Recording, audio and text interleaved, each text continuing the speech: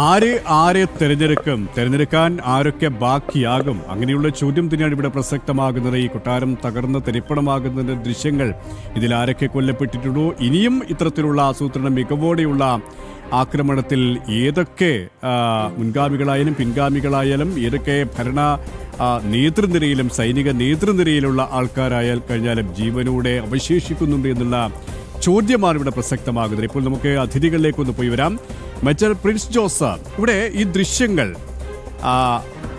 ഖമേനിയുടെ വധം, അദ്ദേഹത്തിന്റെ കൊട്ടാരങ്ങൾ ആ ഒരു പ്രദേശം മുഴുവൻ തകർത്ത് തരിപ്പണമാക്കുന്നതിന്റെ ദൃശ്യങ്ങളാണ് ഇപ്പോൾ ഔദ്യോഗികമായി പുറത്തു വന്നിരിക്കുന്നത്. ഇറാൻ ആദ്യം നിഷേധിച്ചെങ്കിലും ഒടുവിൽ ഖമേനി കൊല്ലപ്പെട്ടത് സ്ഥിരീകരിക്കേണ്ടി വന്നു. അത് കൂടുതൽ സ്ഥിരീകരണം വരുത്തുന്ന ചിലരെങ്കിലും അല്ലെങ്കിൽ ചില രാജ്യങ്ങളെങ്കിലും സംശയ ദൃഷ്ടിയോടെ ഇതിനെ നോക്കിക്കഴിയുന്നത്. പക്ഷേ അവർക്കുള്ള കൃത്യമായ ഉത്തരമായിട്ട് തന്നെയാണ് ഈ ദൃശ്യങ്ങൾ പുറത്തുവിട്ടിരിക്കുന്നത്. ഇവിടെ ഈ ഒരു ആസൂത്രിത മികവിനെ താങ്കൾ എങ്ങനെയാണ് ഒരു മുൻ സൈനിക ഉദ്യോഗസ്ഥൻ എന്ന രീതിയിൽ വിലയിരുത്തുന്നത്? കാരണം നമുക്കറിയാം, മുമ്പൊക്കെ ആണെങ്കിലും യുദ്ധ ടാങ്കറുകൾ, പടക്കോപ്പുകൾ, പടപ്പുറപ്പാട്, പക്ഷേ കൃത്യമായ സ്ഥാനത്തിരുന്നു കൊണ്ട് നമ്മുടെ സൈബർ അറ്റാക്കിങ്ങിനെ ഓർമ്മിപ്പിക്കുന്ന രീതിയിൽ ആസൂത്രിത മികവോടെ തന്നെ ഏത് ദേശത്തുള്ള ഏത് ലക്ഷ്യത്തെയും ഭേദിക്കാനുള്ള ഒരു കഴിവ്, അത് തന്നെയാണ് ഇസ്രയേൽ സേനയുടെയും അമേരിക്കൻ സേനയുടെയും മികവിന്റെ ഏറ്റവും വലിയ സാക്ഷ്യം. നമ്മൾ ഓപ്പറേഷൻ സിന്ദൂരിലടക്കം ഭാരതവും അതേ മികവ് പാകിസ്ഥാനിൽ പ്രകടമാക്കുന്നതിന് കണ്ടതാണ്. ഈ ഒരു ആസൂത്രണത്തെ താങ്കൾ എങ്ങനെ വിലയിരുത്തുന്നു, മേജർ പ്രിൻസ് ജോസ്? ഈ യുദ്ധത്തിന്റെ അടിക്കുറിപ്പാകുന്ന ദൃശ്യങ്ങളാണ് ഇപ്പോൾ നമ്മൾ സ്ക്രീനിൽ കണ്ടുകൊണ്ടിരിക്കുന്നത്. ഒരു ഹൈബ്രിഡ് വാറാണ് ഇപ്പോൾ മോഡേൺ വാർഫെയറിൽ, ഹൈബ്രിഡ് വാർഫെയർ ആണ് നടക്കുന്നത്. അപ്പോൾ അതിൽ സൈബർ യുദ്ധങ്ങളും വെപ്പൺറി ഉപയോഗിച്ചുള്ള യുദ്ധങ്ങളും ബാക്കി ഇൻഫർമേഷൻ ഗ്യാദർ ചെയ്തിട്ടുള്ള യുദ്ധമുറകളും എല്ലാം കൂടെ സംയോജിപ്പിച്ചുകൊണ്ട് എനിമിയുടെ ഹാർട്ട് ലാൻഡിൽ ചെന്ന് അവരുടെ ഭരണ സ്ഥിരാകേന്ദ്രം ഇങ്ങനെ താർത്തു കഴിയുമ്പോൾ ആ യുദ്ധത്തിന്റെ ആ മികവിന്റെ അടിക്കുറിപ്പായിട്ടുള്ള ദൃശ്യങ്ങളാണ് നമ്മളിപ്പോൾ TV സ്ക്രീനിൽ കണ്ടുകൊണ്ടിരിക്കുന്നത്. യുദ്ധമുറകൾ പഠിക്കുന്നവരും അതിന്റെ അകത്ത് കൂടുതൽ നോളജ് ഉള്ളവർക്കും ഇതൊരു അത്ഭുതമായിട്ട് തോന്നും. ഇങ്ങനെ പ്രിസിഷനായിട്ട് ഇത്ര ഒരു ടാർഗറ്റ് നമ്മൾ ലോക്ക് ഓൺ ചെയ്ത് അതിനുവേണ്ടിയുള്ള സ്റ്റെൽത്ത് മൂവ്മെന്റ്സും സ്റ്റെൽത്ത് ബിൽഡ് ചെയ്തുകൊണ്ട് ഈ ഒരു എഫക്റ്റ് അച്ചീവ് ചെയ്യണമെങ്കിൽ അതിന്റെ പുറകിലുള്ള ആസൂത്രണങ്ങളും എല്ലാം വിസ്മയകരം എന്നുള്ളതല്ലാതെ വേറൊരു വാക്ക് അതിന് പറയാനില്ല. ഇത് പറഞ്ഞതുപോലെ ഇതൊരു അടിവരയിട്ടുള്ള ഒരു സ്റ്റേറ്റ്മെന്റ് ആണ്. ഈ യുദ്ധത്തിൽ തന്നെ ഇപ്പോൾ ആരെല്ലാം നമ്മളെ വിട്ടുപോയി, ആരെല്ലാം ഉണ്ട് എന്ന് ഇപ്പോഴും അറിയുകയില്ല. ഇവര് വിചാരിക്കുന്ന പോലെ, വിന്നിങ് പക്ഷം വിചാരിക്കുന്നത് പോലെ ഒരു ഭരണമാറ്റം ഉണ്ടാകാനുള്ളതിന്റെ മൂല കാരണം ഈ ഒരു അറ്റാക്ക് ആയിരിക്കും. ഇതില് അവരുടെ നേതൃത്വ നിര പാടെ തച്ചു പോകാനുള്ള വളരെയധികം ചാൻസസ് ഉണ്ട്. അപ്പോൾ ഇനി ഈ ഒരു സ്ട്രൈക്കിന്റെ ബാക്ക്ഗ്രൗണ്ടിൽ ഇനി വേണ്ടത് ഒരു വെടിനിർത്തൽ ചർച്ചയും അവരെ ഫോഴ്സ്ഫുള്ളി ടേബിളിൽ കൊണ്ടുവന്ന്. പക്ഷെ പ്രിൻസ്, അങ്ങനെ ഒരു തീരുമാനമാണ് ഇനി അനിവാര്യം. കാരണം ഇറാന് പിടിച്ചു നിൽക്കാൻ കഴിയില്ല എന്ന് യുദ്ധ ആരംഭ സമയത്ത് തന്നെ, അല്ലെങ്കിൽ ആക്രമണത്തിന്റെ ആദ്യ സമയത്ത് തന്നെ നമുക്ക് എല്ലാവർക്കും അറിയാം. കാരണം ഇസ്രയേലും അമേരിക്കയുമാണ് ഒന്നിച്ചിരിക്കുന്നത്. ലോകത്തെ ഏത് രാജ്യവും ആ രണ്ട് രാജ്യങ്ങൾ ഒരുമിച്ച് കഴിഞ്ഞാൽ പിടിച്ചു നിൽക്കുക പ്രയാസമാണ്. കാരണം അത്രത്തോളം ആധുനിക യുദ്ധോപകരണങ്ങളും യുദ്ധതന്ത്രങ്ങളുമാണ് ഇരു രാജ്യങ്ങൾക്കും സ്വന്തമായിട്ടുള്ളത്. എന്നിട്ടും ഇറാൻ പിടിച്ചു നിന്നത് ഈ തീവ്ര ഇസ്ലാമിസ്റ്റുകളുടെ, ഈ ജിഹാദി ശക്തികളുടെ, മൃഗീയ ശക്തികളുടെ ഈ ഒരു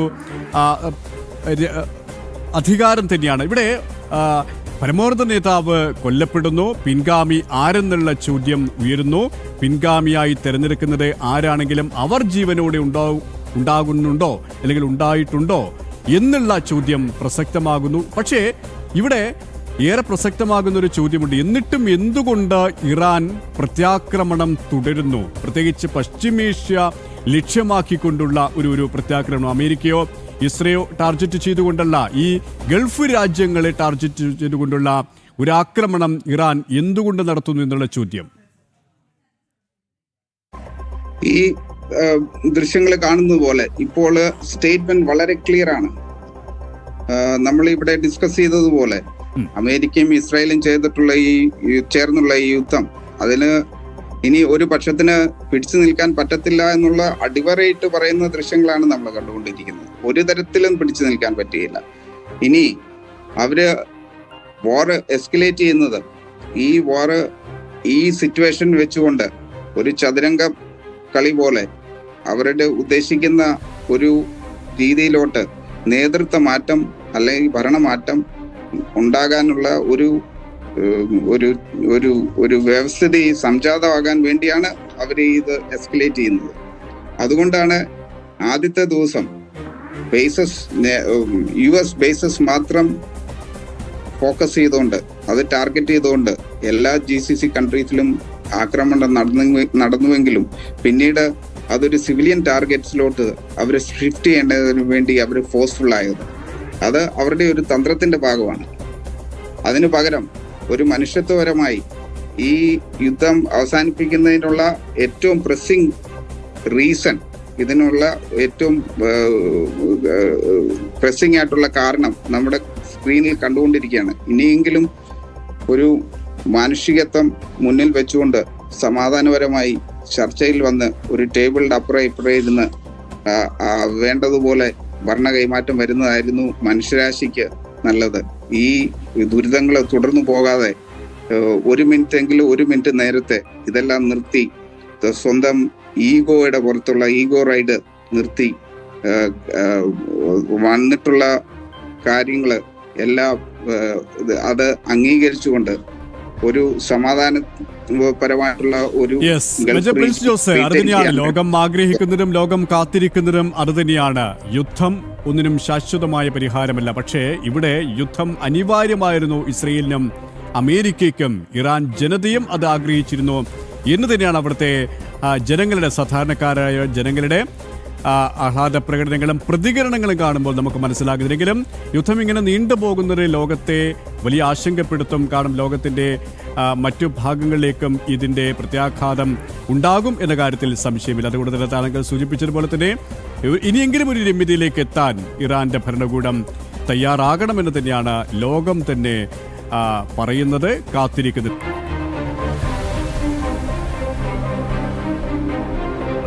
ഖമേനിയെ വധിക്കുന്ന ആസൂത്രണം മികവോടെ വധിക്കുന്ന ദൃശ്യങ്ങളാണ് ഇപ്പോൾ ഇസ്രയേൽ പുറത്തുവിട്ടിരിക്കുന്നത്. തുടർ ബോംബിങ്ങിലൂടെയാണ് കൊട്ടാരം തകർത്തത്. 30ഓളം ബോംബുകളാണ് വർഷിച്ചത്. ഖമേനിയുടെ വധം സ്ഥിരീകരിക്കുന്ന രീതിയിലേക്ക്, ആ ഒരു സാഹചര്യത്തിലേക്ക് ഇറാനും രാവിലെ തന്നെ എത്തിയിരുന്നു. എങ്കിലും ആ ദൃശ്യങ്ങൾ ലോകത്തോട് കൂടുതൽ വ്യക്തമാക്കുകയാണ്. ഏകാധിപതികളുടെ അന്ത്യം ഇങ്ങനെ തന്നെയായിരിക്കും. ജനഹിതം അറിയാത്ത, ജനഹിതം മാനിക്കാത്ത ഭരണകൂടം, അത് ആരായിക്കഴിഞ്ഞാലും എവിടെയായിക്കഴിഞ്ഞാലും അവരുടെ അനിവാര്യമായ അന്ത്യം ഇത് തന്നെയായിരിക്കുമെന്ന് ഈ ദൃശ്യങ്ങൾ സാക്ഷ്യപ്പെടുത്തുകയാണ്. ഇപ്പോൾ ബ്രിഗേഡിയർ ശ്രീ മോഹനൻ പിള്ള നമ്മോടൊപ്പം ചേരുകയാണ്. ശ്രീ മോഹനൻ പിള്ള, അറിഞ്ഞാണ് നേരത്തെ ശ്രീ പ്രിൻസ് സൂചിപ്പിച്ചു, ആധുനിക യുദ്ധ മുറകളുടെ, യുദ്ധ സംവിധാനങ്ങളുടെ ഏറ്റവും പുതിയ, ഏറ്റവും ഒടുവിലത്തെ സാക്ഷ്യപ്പെടുത്തൽ തന്നെയാണ് ഈ ദൃശ്യം. പക്ഷേ ഒരു സമാധാനമാണ് നമുക്ക് വേണ്ടത്. ഇനിയെങ്കിലും ഇറാൻ അത്തരത്തിലുള്ള ഒരു സമവായത്തിലേക്ക് എത്തുമോ? എങ്ങനെയാണ് താങ്കളുടെ ഒരു നിഗമനം? ഈ പ്രിസിഷൻ ബോംബിംഗ് എന്ന് പറയുന്നത് ബിക്കോസ് ഓഫ് ഈ AI ഒക്കെ ലേറ്റസ്റ്റ് ടെക്നോളജി വെച്ചിട്ട് സീറോ എറർ സിൻഡ്രോം വെച്ച് നമുക്കത് സിങ്ക്രണൈസ് ചെയ്യാവുന്നതാണ്. ടാർഗറ്റ് എല്ലാം ഐഡന്റിഫൈ ചെയ്ത് ചെയ്യാൻ പറ്റുന്നതാണ്. അത് വെച്ചാണ് മാക്സിമം നമ്മൾ ഓപ്പറേഷൻ സിന്ദൂറിലും ഒക്കെ കണ്ടതാണ്. അതുപോലെ തന്നെ കറക്റ്റ് ആയിട്ടുള്ള പാകിസ്ഥാന്റെ എക്സാക്ട് അവരുടെ ഒരു ഹൈഡ് ഔട്ടുകളും അതുപോലെ തന്നെ മിലിറ്ററി ബേസും മാത്രമാണ് നമ്മൾ കറക്റ്റ് ടാർഗറ്റ് ചെയ്ത് not even a single civilian casualty എന്നുള്ള ഒരു ക്രെഡിറ്റ് കൂടി നേടാൻ നമുക്ക് കഴിഞ്ഞിട്ടുണ്ട്. അതുപോലെ തന്നെയാണ് ഇവിടെ ഇസ്രയേൽ ചെയ്തിട്ടുള്ളത്. ഇതിനകത്ത് ഒരു കാര്യം പറയാതെ പറഞ്ഞു വെക്കേണ്ട ഒരു കാര്യം ഞാൻ പറയുന്നത്, ഈ അറ്റാക്ക് ഒരു വർഷം മുമ്പ് തന്നെ തീർന്നേനെ. ഇസ്രയേൽ ഒരു വർഷം 25 ജൂണില് ഇസ്രയേൽ അവിടെ ആണവ നിലയം അറ്റാക്ക് ചെയ്തപ്പോൾ അവിടെ നിന്ന് അവരത് എടുത്തു മാറ്റി എന്നുള്ളത് ഒരു വാസ്തവമാണെങ്കിൽ പോലും അത് കണ്ടിന്യൂ ചെയ്യണം എന്നുള്ള ഒറ്റ ആഗ്രഹത്തിലായിരുന്നു ബെന്യാമിൻ നെതന്യാഹു ഉണ്ടായിരുന്നത്. ആ സമയത്ത് കാര്യം എന്താ വെച്ച് കഴിഞ്ഞാൽ ഇതിന്റെ ഫണ്ടമെന്റൽ തിങ് ഞാൻ നേരത്തെ തന്നെ പറഞ്ഞല്ലോ, അതായത് ഈ പ്രോക്സികളായിട്ടുള്ള ഹൂതികളാണെങ്കിലും അല്ലെങ്കിൽ ഹിസ്ബുള്ള ആണെങ്കിലും അവരെ എലിമിനേറ്റ് ചെയ്യുക എന്നുള്ള പ്രൈമറി ടാർഗറ്റ് ആയിരുന്നു ഇസ്രായേലിനെ സംബന്ധിച്ചിടത്തോളം. അപ്പോൾ അത് കണ്ടിന്യൂ ചെയ്യാതെ അന്ന് ട്രംപ് അത് അനുവദിച്ചില്ല. അന്ന് ട്രംപ് അനുവദിച്ചിരുന്നെങ്കിൽ തീർച്ചയായും ഈ ഒരു ലെവലിൽ തന്നെ അന്നുണ്ടായേനെ. കാര്യം അവര് ആ രീതിയിൽ അഡ്വാൻസ് ചെയ്യുമായിരുന്നുണ്ടെങ്കിൽ അവരുടെ കോമൺ നെക്സ്റ്റ് ടാർഗറ്റ് എന്ന് പറയുന്നത് തീർച്ചയായിട്ടും ഖൊമൈനി തന്നെ ആയിരുന്നു. അപ്പൊ അന്ന് ട്രംപ് സമ്മതിച്ചില്ല. പിന്നീട് ട്രംപ് തന്നെ സീസ് ഫയർ ഡിക്ലെയർ ചെയ്യുകയും പിന്നെ അത് കഴിഞ്ഞ് 2 ദിവസം കഴിഞ്ഞിട്ട് പിന്നെ ഇസ്രയേലിനെ നേരിട്ട് ഇസ്രയേൽ അത് അംഗീകരിക്കാതിരിക്കുകയും പിന്നെ ഇസ്രയേലിനെ ബൈ ഫോഴ്സ് ആയിട്ട് അംഗീകരിപ്പിക്കുകയും ഒക്കെ ചെയ്തിട്ടുള്ള ഒരു സംഭവം നമ്മളത് കാണേണ്ടി വരും. ഇപ്പോൾ അതിന് കറക്റ്റായിട്ട് കാര്യം ഒരു കാര്യം തീരുമാനിച്ചാൽ ഒരു ശത്രുവിനെ ഐഡന്റിഫൈ ചെയ്ത് കഴിഞ്ഞാൽ അതിനെ എലിമിനേറ്റ് ചെയ്യുക എന്നുള്ളത് ഒരു പ്രൈമറി ടാസ്ക് ആണ് ഏതൊരു രാജ്യത്തിനെയും. അതിനെ ഏത് രീതിയിലും അതിന് മാർഗം പലതുമാകാം, ലക്ഷ്യമൊന്നാകാം. ആ ഒരു രീതിയിൽ എലിമിനേറ്റ് ചെയ്യുന്ന ഒരു കാര്യമാണ് നമ്മളിവിടെ കണ്ടത്. അത് വളരെ സക്സസ്ഫുൾ ആയിട്ട് എലിമിനേറ്റ് ചെയ്തു. പക്ഷെ ഇതിനകത്ത് വന്നിരിക്കുന്നത് പെരിഫറൽ ആംഗിളിലുള്ള ഒരു അറ്റാക്ക് കൂടി വരുന്നുണ്ട്. കാര്യം എന്താ വെച്ച് കഴിഞ്ഞാൽ ഈ ശത്രു ഏത് രീതിയിൽ ബിഹേവ് ചെയ്യും എന്നുള്ള രീതിയിലാണ്. അതിനാണ് ഞാൻ വീണ്ടും പറയുന്നത്, ഇത് റീഗ്രൂപ്പ് ഉണ്ടാവും. ഈ റീഗ്രൂപ്പിംഗ് വരുമ്പോൾ അതിനവർ ടൈം എടുക്കും. ടൈം എടുത്ത് റീഗ്രൂപ്പ് ചെയ്ത് പിന്നെ അതിന് ഇറ്റ് ടേക്സ് ടൈം. അങ്ങനെ ഒരു ഓപ്ഷനാണ് ഞാൻ മുന്നിൽ കാണുന്നത്. റീഗ്രൂപ്പ് ചെയ്തുകൊണ്ട് ഇത് ടെമ്പററി സീസ് ഫയർ ആണെങ്കിൽ പോലും അവരത് ടോട്ടലി വിട്ടുകൊടുക്കാനുള്ള ഒരു ചാൻസ് ഇല്ല. പിന്നെ അതുപോലെ ഞാൻ വിഷ്വലൈസ് ചെയ്യുന്നത്, ഞാൻ നേരത്തെ തന്നെ അത് പറഞ്ഞു എന്ത് ചോദിച്ചാല് ഇവര് അദ്ദേഹത്തിന്റെ മകനെ തന്നെ ആയിരിക്കാം മിക്കവാറും മുസ്തഫ ഖമേനിയെ ആയിരിക്കാം അടുത്ത സക്സസറായിട്ട് ഡിക്ലെയർ ചെയ്തുകൊണ്ട് ഒരു ഗ്രൂപ്പ് ആ രീതിയിൽ മുന്നോട്ട് പോകും. ഇതിനുള്ള മറ്റുള്ള രാജ്യങ്ങളിലെ മാതിരി റെജീം ചേഞ്ച് ചെയ്യാനായിട്ട് ഇറാനിൽ പ്രയാസമാണ്. അതിന്റെ കാരണം അവിടുത്തെ റിലീജിയൻ ബേസിക്കലി അതാണ് ശരിക്കും ഉള്ളത്. ഇവിടുത്തെ ഫണ്ടമെന്റലായിട്ട് ഞാൻ എപ്പോഴും പറയുന്നത് പോലെ സിയോണിസവും അല്ലെങ്കിൽ ഇസ്ലാമിസവും തമ്മിലുള്ള ആ ഒരു പൊരുത്തക്കേടിലാണ് ഈ പ്രശ്നങ്ങളെല്ലാം ഉണ്ടായിട്ടുള്ളത്. അപ്പൊ തീർച്ചയായിട്ടും ഈ ഒരു ആംഗിളിൽ അവരെ എക്സിസ്റ്റിംഗ് ആയിട്ടുള്ള ഇവരെ കണ്ടിന്യൂ ചെയ്യുമ്പോൾ മാക്സിമം ഫയർ പവർ കൊടുത്ത് അവരെ ന്യൂട്രലൈസ് ചെയ്യുക എന്നുള്ള ഒരൊറ്റ പോയിന്റ് ഇപ്പം അമേരിക്കയുടെയും ഇസ്രയേലിന്റെയും മുന്നിൽ അവശേഷിച്ചിട്ടുള്ളൂ. അല്ലെങ്കിൽ ഇവർ സ്വയമേവ അമേരിക്കയുടെ വാണിങ്ങിൽ ഇവർ സ്വയമേവ വരിക. അപ്പൊ അമേരിക്ക കൊടുത്തിട്ടുള്ള വാണിങ് വളരെ ക്ലിയർ ആണ്. ഇസ്രയേലും പറഞ്ഞിട്ടുണ്ട്, ഞങ്ങൾ ചെയ്യാനുള്ളത് ചെയ്തു കഴിഞ്ഞു, ഇനിയും നിങ്ങളാണ് ബാക്കി ചെയ്യേണ്ടത് എന്നാണ് ഇറാൻ ജനതയോട് പറഞ്ഞിരിക്കുന്നത്. അതിനർത്ഥം വളരെ സ്പഷ്ടമാണ് അതിന്റെ മീനിങ്. കാര്യം നിങ്ങൾക്ക് പെർമനന്റ് ആയിട്ടുള്ള ഒരു തലവേദന ഇല്ലാതാക്കി തന്നു, ഇനിയും അത് നല്ല രീതിയിൽ റൺ ചെയ്ത് കൊണ്ടുപോകേണ്ടത് നിങ്ങളുടെ ഭാവി തീരുമാനിക്കേണ്ടത് നിങ്ങളാണ് എന്നുള്ള രീതിയിൽ ഒരു മെസ്സേജാണ് US അല്ലെങ്കിൽ ഇസ്രയേൽ കൊടുത്തിരിക്കുന്നത്. അപ്പം അതും കൂടി കൂട്ടി വായിക്കുമ്പോൾ വീണ്ടും ഫർദർ അഡ്വാൻസ്മെന്റും ഹെവി ഫയർ പവർ വെച്ച് മൾട്ടി ആംഗിൾ അറ്റാക്ക് ആയിരിക്കാം തീർച്ചയായിട്ടും ഇറാന്റെ മേലെ ഇവര് എടുക്കുന്നത്. അത് എടുത്തേ പറ്റുള്ളൂ. അങ്ങനെ ഇറാനെ ടോട്ടലി ലോക്ക് ചെയ്ത് അവർ മറ്റുള്ള നിയർ ബൈ രാജ്യങ്ങളെ അറ്റാക്ക് ചെയ്യാതെ, അല്ലെങ്കിൽ അമേരിക്കൻ എയർവേസിനെ അറ്റാക്ക് ചെയ്യാതെ നോക്കുക എന്നുള്ള ഒറ്റ തന്ത്രമാണ് ഇനിയിപ്പോൾ US-ന്റെയും ഇസ്രയേലിന്റെയും മുന്നിൽ അവശേഷിച്ചിട്ടുള്ളത്. ഹെവി ഫയർ പവർ അത് ഓൾറെഡി വാണിംഗ് കൊടുത്തു കഴിഞ്ഞു. ഇതുവരെ കണ്ടതൊന്നുമല്ല, ഇനിയും കാണാൻ പോകുന്നത് ഇതിൽ ഭയാനകമായിട്ടുള്ള കാര്യമാണ് എന്നവർ പറഞ്ഞു കഴിഞ്ഞു.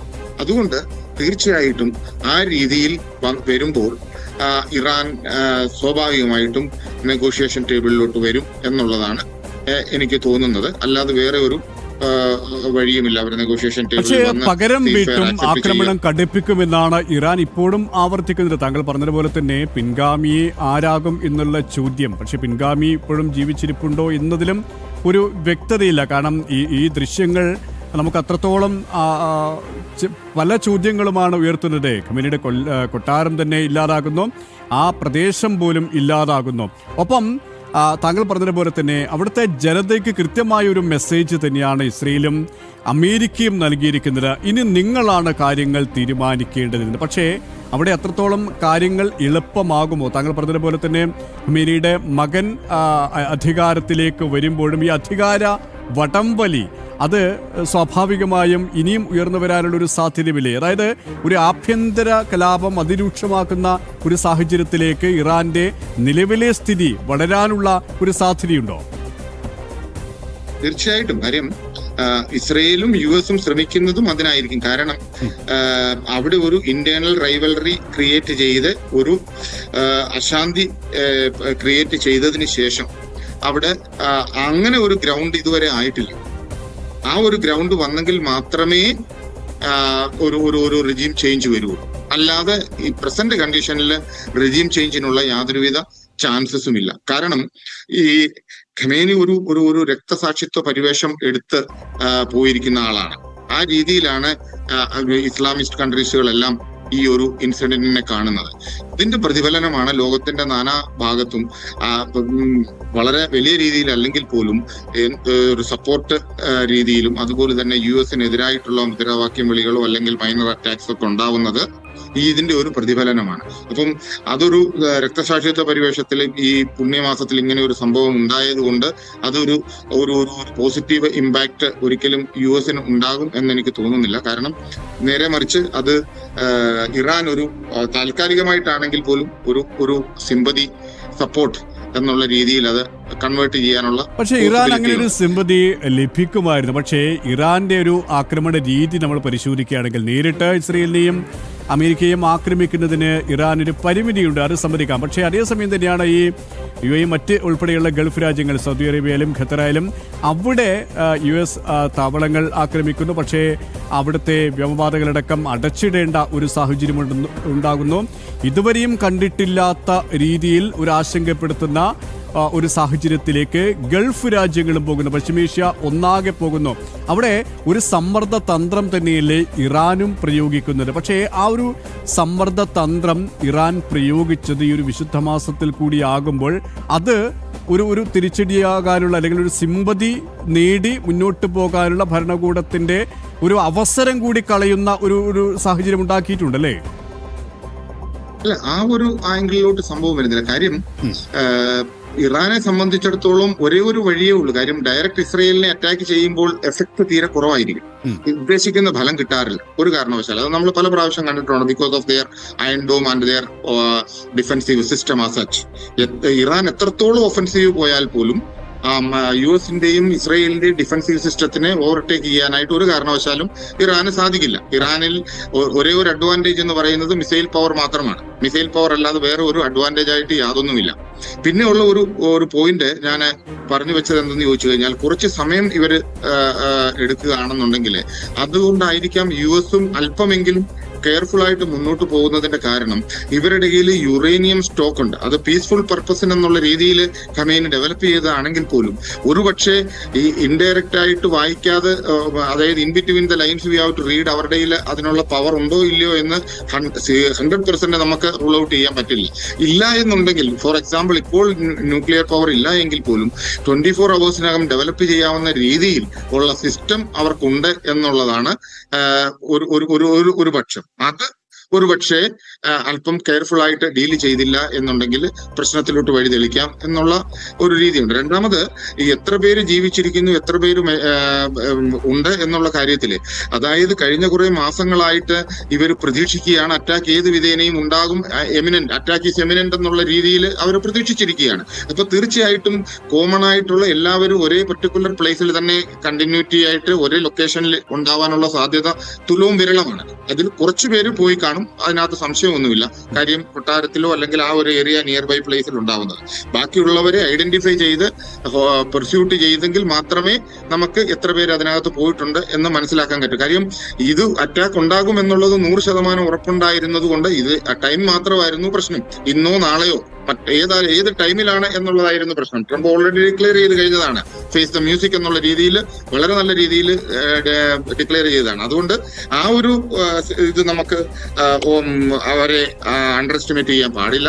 രണ്ടാമത് ഒരു കാര്യമെന്ന് പറഞ്ഞു കഴിഞ്ഞാൽ, ഇറാന് ഞാൻ എല്ലായ്പ്പോഴും പറയുന്നത് പോലെ ഇറാന് കരയുദ്ധത്തില് ലാൻഡ് വാർഫെയറിൽ അങ്ങേയറ്റം എക്സ്പീരിയൻസ് ഉള്ള ഒരു രാജ്യമാണ്. അതായത് അവർക്ക് എക്സ്പീരിയൻസ് ഉണ്ട്. എക്സ്പീരിയൻസ് എന്ന് പറഞ്ഞാൽ ഇറാൻ ഇറാഖ് വാർ ആണെങ്കിലും കുവൈറ്റ് ഇൻവേഷൻ ആണെങ്കിലും അതിന് മുമ്പുള്ളതാണെങ്കിലും ഒക്കെ നമുക്ക് അറിയാവുന്നതാണ്. അപ്പോൾ ആ ടാങ്ക് വാർഫെയർ അല്ലാന്നുണ്ടെങ്കിൽ ലാൻഡ് വാർഫെയറിൽ കുറച്ച് അഡ്വാൻറ്റേജ് അവർക്ക് കിട്ടും. നേരെ മറിച്ച് അതുകൊണ്ടാണ് ഈ ലിമിറ്റഡ് ഒഫൻസീവ് എന്നുള്ള രീതിയിൽ ഇസ്രയേൽ അല്ലെങ്കിൽ US മുന്നോട്ട് വരുന്നത്. അവർ ഓൾറെഡി ഡിക്ലെയർ ചെയ്ത D+4 എന്നുള്ള രീതി ഡിക്ലെയർ ചെയ്തതിന്റെ കാരണം അതാണ്. D-Day ഓൾറെഡി കഴിഞ്ഞു, ടുഡേ ഈസ് D+2 റാദർ. അപ്പം അങ്ങനെ വരുമ്പോഴത്തേക്ക് ഈ 2 ദിവസം കൊണ്ട് ചെയ്യാൻ 2 more days അതിനോടകം അവർ മാക്സിമം ഡിസ്ട്രക്ഷൻ നടത്തിയിരിക്കും. ഇസ്രയേലിൽ ഇറാനും മാക്സിമം ഡിസ്ട്രക്ഷൻ നടത്തി നെഗോഷിയേഷൻ ടേബിളിൽ ബൈ ഫോഴ്സ് കൊണ്ടുവരിക എന്നുള്ളത് ഇനിയിപ്പം US മുന്നിലുള്ള ഒരു വികല്പമുള്ളൂ. അതായത് US മുന്നിലുള്ള ഒരു വഴിയുള്ളൂ. അത് അവരെ ബൈ ഫോഴ്സ് കൊണ്ടുവരിക, ഹെവി ഫയർ പവർ കൊടുത്ത് അവിടെ അങ്ങേയറ്റം അങ്ങനെ ഒരു സിറ്റുവേഷൻ ക്രിയേറ്റ് ചെയ്ത് പബ്ലിക് ഒപ്പീനിയൻ എക്സിസ്റ്റിംഗ് റെജീമിനെ എതിരാക്കിക്കൊണ്ട് അവിടെ ഒരു മാക്സിമം ഡിവിഷൻ ഉണ്ടാക്കാൻ ശ്രമിച്ചുകൊണ്ട് ആൾക്കാർ തന്നെ പറയുന്നു എന്തുകൊണ്ട് no more war, nothing is required, you have to surrender, otherwise എല്ലാവരും കൂട്ടത്തോടെ ഇല്ലാതാവുന്നത് ശരിയല്ല എന്നുള്ള രീതിയിൽ എക്സിസ്റ്റിംഗ് ആയിട്ടുള്ള റെജീമിനോട് അവരും കൂടി ഒരു പബ്ലിക് ഒപ്പീനിയനും കൂടി വരുമ്പോൾ ഒരു സീസ് ഫയറിലോട്ട് പോകാനുള്ള, നെഗോഷിയേഷൻ ടേബിളിൽ വന്നൊരു സീസ് ഫയറിൽ പോകാനുള്ള ഒരു പോസിബിലിറ്റി ഉണ്ട്. അല്ല എന്നുണ്ടെങ്കിൽ ഒരു 2 ദിവസം കൂടി മാക്സിമം അറ്റാക്ക് ചെയ്ത് ഇറാനെ almost finished. Now they are unable to recoup. അവര് ഉയർന്നു വരാനുള്ള ഒരു സാധ്യതയുമില്ല, അടിച്ച് തകർത്തു എന്നുള്ള രീതിയിൽ ഒരു സ്റ്റേറ്റ്മെന്റ് ഇട്ട് 2 ദിവസം കഴിഞ്ഞ് US ഇസ്രയേലും യൂണിലാറ്ററൽ വിഡ്രോവൽ ചെയ്യാനുള്ള പോസിബിലിറ്റിയും ഉണ്ട്. അപ്പോൾ തീർച്ചയായിട്ടും US ഇവരും മാറിക്കഴിയുമ്പോൾ ഇറാന്റെ മുന്നിൽ വേറെ ഓപ്ഷനിൽ അവർക്ക് അറ്റാക്ക് ചെയ്യാൻ പറ്റാത്ത ഒരു സിറ്റുവേഷനും അതിനാണ് ഏറ്റവും കൂടുതൽ സാധ്യതയും അല്ലേ. ഒപ്പം ഈ പശ്ചിമേഷ്യയെ ഒന്നാകെ ആക്രമിക്കുന്ന, ഈ ഗൾഫ് രാജ്യങ്ങളെ ഒന്നാകെ ആക്രമിക്കുന്ന സ്ഥിതിവിശേഷത്തിലേക്ക് ഇറാൻ എത്തി. അങ്ങനെ ഇസ്രയേലിനെയും അമേരിക്കയും കൂടുതൽ സമ്മർദ്ദ മുനിയിൽ എത്തിക്കുക, ഒരു ബാർഗൈൻ ചെയ്യുന്ന ഒരു അവസ്ഥയിലേക്ക് എത്തിക്കുക. അത് ഇറാൻ എത്രത്തോളം വിജയിക്കാൻ സാധ്യതയുണ്ട് അതിൽ? അതാണല്ലോ അവരുടെ ഇപ്പോൾ നമ്മളെല്ലാം കണ്ടുകൊണ്ടിരിക്കുന്ന വി ഓൾ ആർ വറീഡ്. എന്താണ് അതിന്റെ കാരണം? Because of the middle east, gulf കൺട്രീസിലുള്ള ഈ പ്രോബ്ലമാണ്. അതാണ് we all are worried. What they want, അവർക്ക് വേണ്ടതും അത് തന്നെയാണ്. എല്ലാ രാജ്യങ്ങളും ആകാംക്ഷയോടെ ഉറ്റുനോക്കിക്കൊണ്ടിരിക്കുന്നത് ഈ ഒരു കാര്യമാണ്. ഞാൻ അതാണ് ഇതിന് മുമ്പ് പറഞ്ഞത്. കാര്യം ഇന്ത്യ പാകിസ്ഥാൻ വാർ ഉണ്ടാകുമ്പോൾ പോലും കേരളത്തിലും തമിഴ്നാട്ടിലും സൗത്ത് ഇന്ത്യയിൽ നിന്നുള്ള ആൾക്കാർ എത്രയും കീൻ ആയിട്ട് വാച്ച് ചെയ്തില്ല. കാര്യം ഡയറക്ട്ലി അഫക്റ്റഡ് പീപ്പിൾ അല്ല നമ്മളാരും, ബോർഡർ സ്റ്റേറ്റും അല്ല. അപ്പോൾ നേരെ മറിച്ച് ഇപ്പോൾ അതിലും കൂടുതലായിട്ട് എല്ലാവരും 24/7 ടെലിവിഷന്റെ മുന്നിലാണ്. കേരളത്തിലുള്ള എല്ലാവരും ഓൾമോസ്റ്റ് ഒരാളല്ലെങ്കിൽ 2 ഏതെങ്കിലും ഫാർ റിലേറ്റീവ് എങ്കിലും മിഡിൽ ഈസ്റ്റിൽ ഉണ്ടാവുന്ന ഒരു സാധ്യതയുണ്ട്. അപ്പം അങ്ങനെയുള്ള ഒരു സിറ്റുവേഷൻ ക്രിയേറ്റ് ചെയ്യാൻ അതാണ് അവരുടെ ഉദ്ദേശവും. മാക്സിമം രാജ്യങ്ങളെ ഇതിനകത്തോട്ട് വലിച്ചഴച്ച് പ്രഷർ ബിൽഡ് ചെയ്ത്, ഫോർ എക്സാമ്പിൾ മിഡിൽ ഈസ്റ്റിൽ എന്തുണ്ടായെന്ന് പറഞ്ഞു കഴിഞ്ഞാലും ഇന്ത്യ അതിനകത്ത് ഇടപെട്ടേ പറ്റുള്ളൂ. കാര്യം ഇന്ത്യൻ വംശജരായിട്ടുള്ള എത്രയോ ആൾക്കാർ ഏറ്റവും കൂടുതലുള്ളതാണ്. അപ്പോൾ പ്രധാനമന്ത്രി നരേന്ദ്രമോദി ഇടപെടാതിരിക്കാൻ പറ്റില്ല. നരേന്ദ്രമോദി മീഡിയേഷന് വേണ്ടി ശ്രമിക്കും. ആ മീഡിയേഷന്റെ മുന്നിൽ ഒരുപക്ഷെ മറ്റുള്ള രാജ്യങ്ങൾ അംഗീകരിച്ചേ പറ്റുകയുള്ളൂ. ആ ഒരു സിറ്റുവേഷൻ വരാം.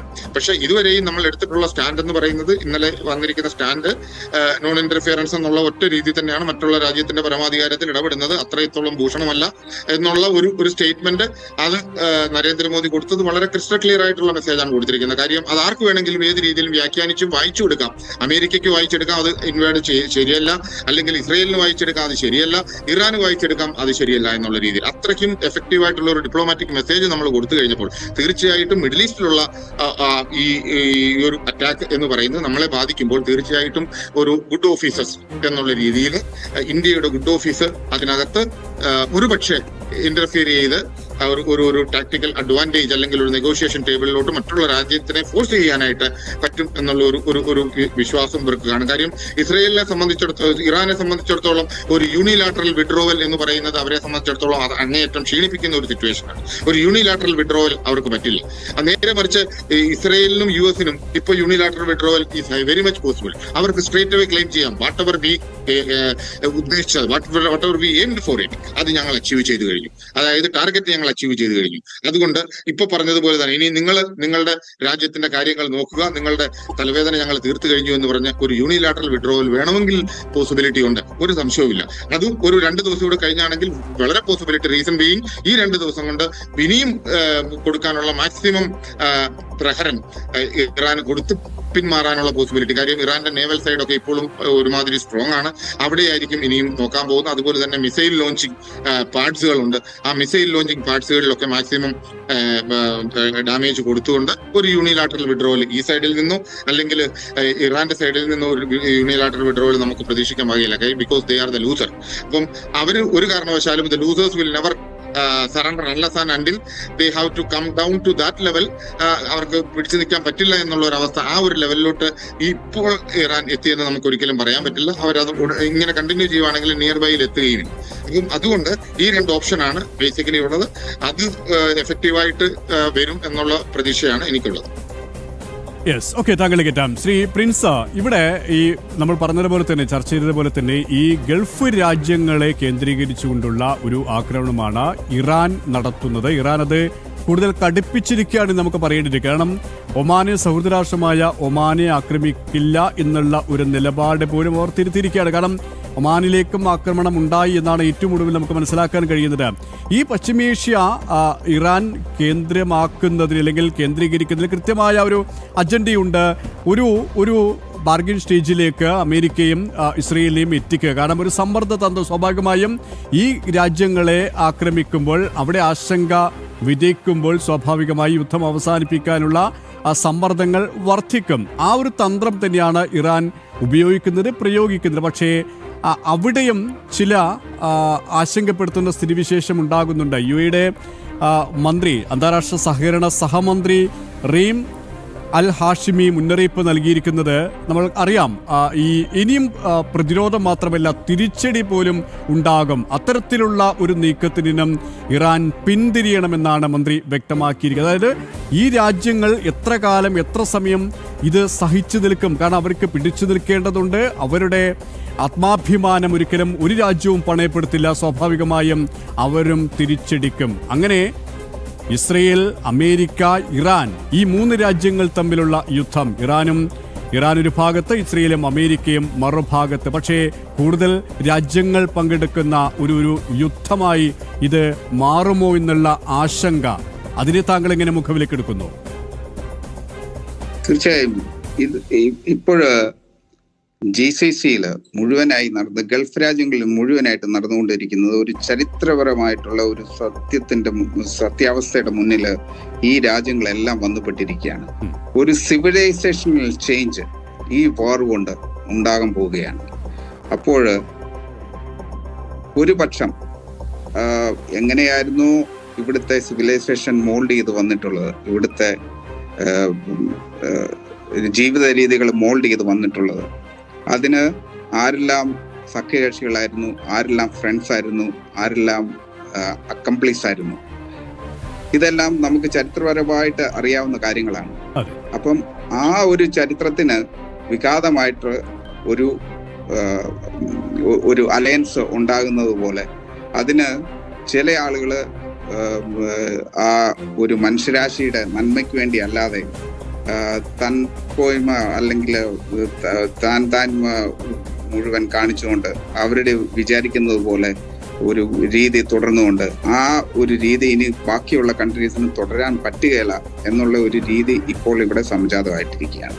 അപ്പോൾ അതിലോട്ടുള്ള ആ സിവിലൈസേഷൻ കോളിൽ നിങ്ങൾ ആരുടെ പക്ഷത്ത് നിൽക്കും എന്ന് ഉള്ള ഒരു ചോദ്യം ഇപ്പോൾ എല്ലാ GCC കൺട്രീസിന്റെ മുമ്പിലും വന്നു നിൽക്കുകയാണ്. അതിന് അവരെടുത്തേക്കുന്ന സ്റ്റാൻസ് എല്ലാം വളരെ ക്രിസ്റ്റൽ ക്ലിയർ ആണ്. ഇതൊന്നും ആരും ഒത്തിരി എക്സ്പ്ലെയിൻ ഒന്നും ചെയ്യേണ്ട കാര്യമില്ല. എല്ലാ ഗൾഫ് കൺട്രീസും അവര് കറക്റ്റ് ആയിട്ടുള്ള സ്റ്റാൻസ് എടുത്തിട്ടുണ്ട്. ഇനി യുദ്ധത്തിനുള്ള ദൃശ്യങ്ങൾ കണ്ടു കഴിയുമ്പോൾ യുദ്ധം എവിടെയാണ് എത്തി നിൽക്കുന്നതെന്നും നമുക്ക് മനസ്സിലായിട്ടുണ്ട്. അത് ആ യുദ്ധത്തിന്റെ യാഥാർത്ഥ്യങ്ങൾ മനസ്സിലാക്കിക്കൊണ്ട് ഇറാന്റെ ഭരണകൂടം ഉചിതമായിട്ടുള്ള തീരുമാനം എടുക്കുക, സമാധാനപരമായിട്ട് ഇതെല്ലാം പര്യവസാനിപ്പിക്കാനുള്ള ഒരു തീരുമാനം എടുക്കുക എന്നുള്ള ഒരു കാര്യം മാത്രമേ ഇനി അതിന്റെ മിച്ചമുള്ളൂ. ഈ തരുണത്തില് എൻ്റെ മനസ്സ് അനുകമ്പാപൂർവമായിട്ട് ആ ഇറാനിലെ ജനരാശിയുടെ കൂടെയാണ്. അവര് ഇത്രയും നാളും പ്രാക്ടീസ് ചെയ്ത്, നമ്മളെല്ലാം ഡെമോക്രസി ഉള്ള ഒരു കൺട്രി, ഡെമോക്രാറ്റിക് ആയിട്ടുള്ള മൈൻഡഡ് ആയിട്ടുള്ള ആളുകളാണ്. നമ്മൾ മനസ്സിലാക്കാത്ത പോലെ ഒരു ജനറേഷൻസ് ആയിട്ട് അവര് ഒരു തിയോക്രാറ്റിക് റൂളില് അവര് അകപ്പെട്ടിരിക്കുക. ഇനി ഇത്രയും കോമൺ ആയിട്ടുള്ള മനുഷ്യരാശി, ഓരോരോ മനുഷ്യനും അവിടുത്തെ ഓരോ സിറ്റിസണും അസംബിൾ ചെയ്ത് അവർക്കായിട്ടൊരു എല്ലാവർക്കും ഭാഗഭാഗിത്വമുള്ള, നമ്മൾ ഡെമോക്രസിയിലുള്ള ആളുകളായാലും അവിടെയും ഡെമോക്രസി ആകണം എന്നുള്ളതാണ് നമ്മുടെ ആഗ്രഹം. അപ്പോൾ അങ്ങനെ എല്ലാവർക്കും ഭാഗധേയമായിട്ടുള്ള ഒരു ഭരണ പാരമ്പര്യം ഇനി തുടരാൻ വേണ്ടി, ഇനി ഉണ്ടാകാൻ വേണ്ടി അവരൊക്കെ എല്ലാം അതിന് കഴിയട്ടെ. അതൊരു വലിയൊരു ചലഞ്ചാണ്. എങ്ങും എത്താത്ത ഒരു മനുഷ്യരാശി അതിന്റെ ചരിത്രപരമായിട്ടുള്ള ഒരു ചോദ്യത്തിന് മുമ്പിൽ അവർ നിൽക്കുകയാണ്. അതിന് പറ്റുന്ന ഒരു ലീഡർഷിപ്പ് അന്താരാഷ്ട്ര ലെവലിൽ അതുണ്ടായി. അത് ഒരു അന്താരാഷ്ട്ര ലെവലിൽ തന്നെ അത് സോൾവ് ആയിട്ട് മനുഷ്യരാശിക്ക് ഇനി തുടർന്ന് സമാധാനപരമായിട്ടുള്ള ഒരു മിഡിൽ ഈസ്റ്റും ഒരു GCC കൺട്രി, ആ GCC മുഴുവൻ ലോകത്തിന് സംഭാവന ചെയ്യുന്ന ആ എക്കണോമിക് ഗ്രോത്തും എല്ലാമായി ഒരു നല്ല ഒരു പര്യവസാനം ഉണ്ടാകട്ടെ എന്ന് മാത്രമേ നമുക്ക് ഈ സമയത്ത് ആശിക്കാൻ പറ്റുകയുള്ളൂ.